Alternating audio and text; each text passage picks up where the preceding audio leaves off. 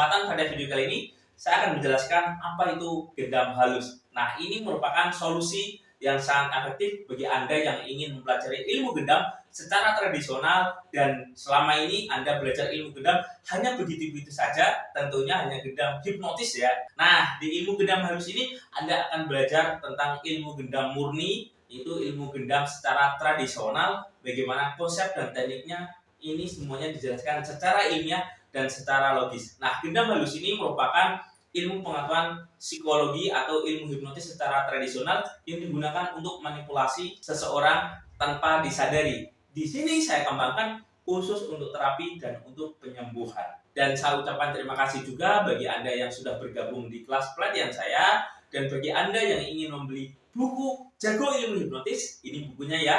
Ini merupakan buku bagaimana cara belajar ilmu hipnotis secara mandiri.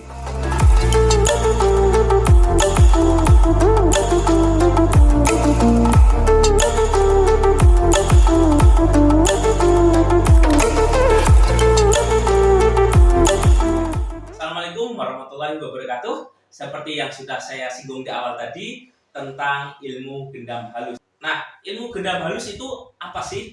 Jadi ilmu gendam halus adalah bentuk dari hipnotis tradisional yang digunakan untuk mempengaruhi pikiran bawah sadar dengan cara spiritual. Ingat, spiritual yaitu dengan kekuatan batin yang ada di dalam diri seseorang. Nah, berbeda dengan ilmu hipnotis modern. Ilmu hipnotis modern menekankan lebih ke seni komunikasi secara verbal dan non-verbal. Nah, di ilmu gendam halus ini, dia komunikasinya 3 bahasa ya, secara verbal, non-verbal, dan secara energi digabung jadi satu yang digunakan untuk mempengaruhi pikiran bawah sadar seseorang, sehingga orang tersebut nurut dan mau apa yang Anda berikan. Selain Anda komunikasi secara verbal seperti ini, Anda juga menerapkan bahasa tubuh dan bahasa batin. Ingat, secara batin ya.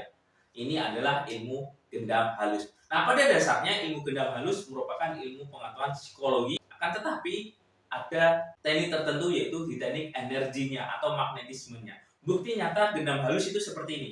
Pernah tidak Anda berkumpul dengan orang yang happy, enjoy, bahagia? Ketika Anda berkumpul, apa yang terjadi? Anda merasakan vibrasi positif dan getaran positif dari orang tersebut. Nah, ketika orang itu negatif, perasaannya tidak nyaman, Anda pun juga bisa membaca. Bro, kenapa kamu kok seperti ini wajahnya? Bro, kenapa kamu kok seperti ini, energinya negatif sekali? Anda bisa merasakannya kan? Nah, itu bukti nyata tentang kekuatan energi atau aura positif seseorang atau negatif seseorang bisa mempengaruhi lingkungan keadaan sekitar. Untuk keperluan penyakit spiritual, misal santet dan hal negatif lainnya, ini bisa kita atasi dengan ilmu gendam halus ini.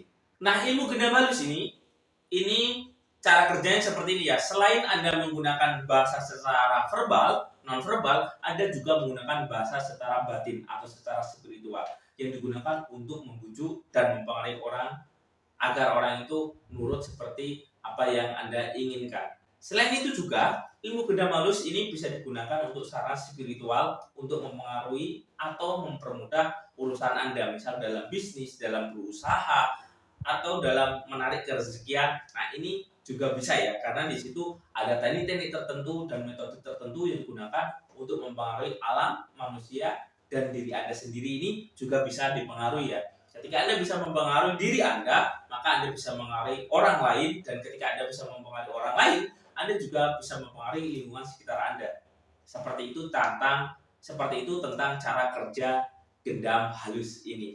Nah, ilmu gendam halus ini merupakan solusi yang sangat efektif bagi Anda yang ingin mempelajari ilmu gendam secara tradisional yang selama ini Anda sudah belajar tapi belum memahami tentang cara kerja ilmu gendam sejatinya itu seperti apa. Nah, di ilmu gendam halus ini Anda akan belajar yang namanya hakikatnya tentang ritual itu seperti apa, mantra itu seperti apa, cara kerja batin itu seperti apa, bagaimana cara menggunakannya seperti apa. Nah, tentang autosugesti yang bekerja di pikiran bawah sadar itu seperti apa. Nah, ini semuanya juga dijelaskan tentang konsep-konsep belajar ilmu gendam secara tradisional, dan ketika Anda sudah mempelajarinya, bisa dipastikan Anda bisa menerapkannya untuk kehidupan Anda dan bisa digunakan untuk keperluan yang sangat positif dalam pemberdayaan diri.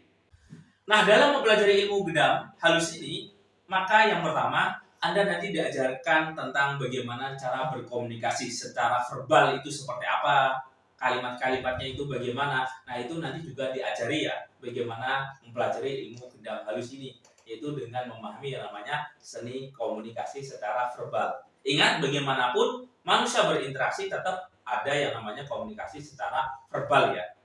Ini umum yang terjadi di masyarakat.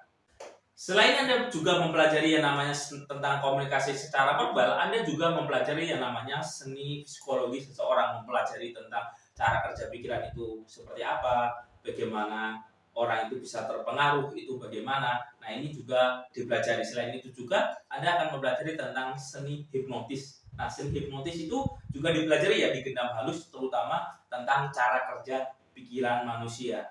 Nah, ketika Anda sudah bisa mempelajari tentang cara kerja pikiran manusia, maka keilmuan gendam halus ini bisa Anda terapkan untuk berbagai hal. Kenapa kok seperti itu? Ketika belajar ilmu gendam halus kita mempelajari tentang cara kerja pikiran, karena pada dasarnya ilmu gendam halus ini bekerja mempengaruhi pikiran bawah sadar seseorang. Nah, ketika Anda belum paham tentang cara kerja pikiran sadar dan pikiran bawah sadar, bagaimana Anda bisa mempengaruhi pikiran bawah sadar seseorang? Nah, ini sangat penting ya. Ketika Anda belajar gendam, Anda juga wajib mempelajari tentang cara kerja psikologi seseorang, tentang cara kerja pikiran sadar dan bawah sadar itu seperti apa. Ini juga wajib dipelajari. Nah, ketika Anda sudah mempelajarinya, maka seni komunikasi hipnotis Anda dan memahami cara kerja pikiran ini bisa digabung jadi satu, baru nanti energi gendam bisa diluncurkan. Yang kedua, ketika Anda menggunakan ilmu seni komunikasi dalam ilmu gendam halus ini, gunakanlah bahasa yang meyakinkan dan bahasa yang sangat sopan, karena bertujuan membuat orang tersebut terasa nyaman. Nah, ketika orang tersebut terasa nyaman, tenang dengan bahasa yang sopan, orang akan respect kepada Anda dan mengikuti instruksi yang Anda berikan. Selain menggunakan bahasa yang halus, yang sopan, Anda juga wajib menggunakan yang namanya intonasi. Jadi intonasi Anda itu juga wajib menyesuaikan.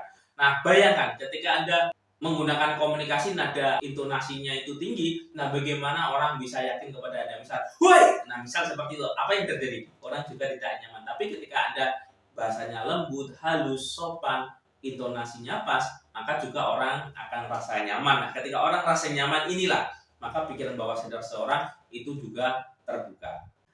Nah, yang ketiga, ketika Anda sudah menggunakan intonasi bahasa, selanjutnya Anda membangun yang namanya raport. Raport itu membangun jembatan antara orang yang Anda mau gendam sama diri Anda. Ini wajib Anda jalin dengan yang namanya komunikasi yang dua arah. Dalam artian, orang itu harus nyaman, tenang, bagaimana polanya. Nah, itu nanti semuanya diajarkan tentang bahasa tubuh, komunikasinya bagaimana, bahasa secara verbal itu seperti apa, secara energi bagaimana cara mengirimkan. Nah, ini dibangun ketika Anda mempelajari ilmu gendam halus ini. Jadi ada yang namanya raport ya.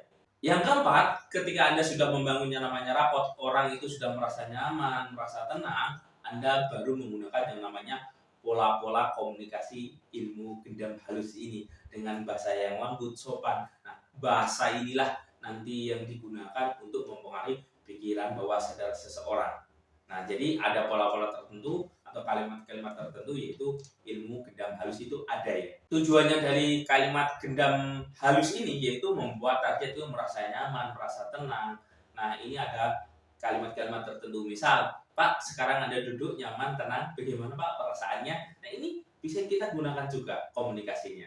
Yang kelima, ketika Anda sudah memahami konsep dan teknik-teknik di ilmu gendam halus ini, Anda wajib menghimpun yang namanya energi, yaitu dengan cara melatih yang namanya fokus Anda, ketenangan batin Anda, bagaimana cara menghimpun energi itu seperti apa. Nah, ini biasanya ada ya di ilmu gendam halus ini. Itu juga saya ajarkan bagaimana cara meditasinya, bagaimana cara merawat energinya, bagaimana cara mengolah pikiran bawah sadar kita dengan mantra itu seperti apa. Ingat, mantra di sini lebih ke seni komunikasi secara batin ya, yang digunakan untuk mempengaruhi pikiran bawah sadar kita dengan kalimat-kalimat tertentu yang bertujuan untuk membangun yang namanya autosugesti. Autosugesti yaitu sebuah pola otomatis yang ada di dalam pikiran bawah sadar kita yang berhubungan dengan fenomena ilahiyah, yaitu fenomena metafisika ya, berkaitan dengan spiritual. itu dengan teknik tertentu dan mantra tertentu nanti dibaca,